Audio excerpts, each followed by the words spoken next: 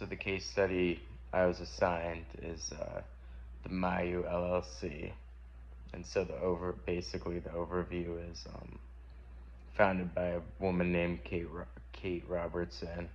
She's a Peace Corps volunteer with a business administration background. What inspired her was her experience in Peru, and started at Mayu LLC. Her mission was hand knit alpaca accessories made by Peruvian women. This basically combines ethical fashion, fair trade, and social impact, which are all things she's trying to accomplish. And then some of the problem areas, basically. So balancing a full-time job in Chicago while trying to run this business in Peru is difficult for her. Shifting from in-person sales to online e-commerce was also a difficult transition. Also, financial planning, securing outside funding, obviously in her current state, made it difficult. Managing logistics, quality control, artisan communication, stuff like that. And then protecting the artisan network while considering partnerships was also one of the core problem areas. And so some of the solutions, basically, she decided to go with hiring part-time staff and representatives in the United States, which helped her start investing in social media, Google advertisements, some blog content in there, exploring some equity funding, refining some of her financial projections, and also like just staying in control of her artisan relationships. She also decided to use storytelling and transparency as brand strengths, which helped her out along the way. Going into her target market, basically educated, socially conscious woman with an age range of early 30s to early 60s, focused on like the Chicago, New York City, San Francisco, like big cities. And then some of the trends she was really honed in on were like fair trade, economic friendly, and handmade goods.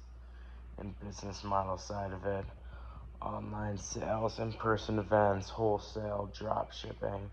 Some of the key costs that were factored in were materials, obviously, artisan wages, shipping, and marketing, and the gross margins were around 80%, which was noted in the first 3 years. And some of the strengths of her business were unique, high-quality handmade products. She had a clear social mission. She had a strong brand story, as I mentioned. That was one of the things she worked on, this kind of talking more about her brand and opening up. And she also aligned with growing ethical consumer trends.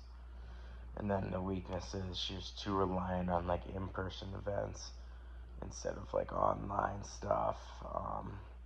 Her business plan wasn't like as formal as most successful ones are.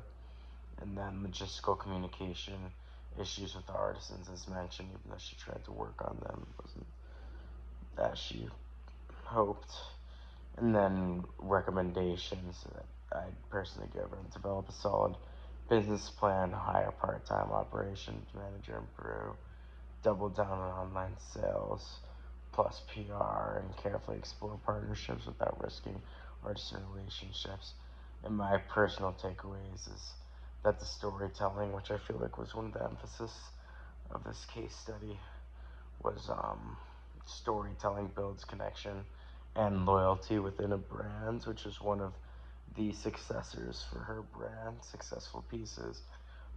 Balancing growth and ethics is key, and like the social enterprises, obviously she had a social enterprise, and that was her key customers, as I already mentioned.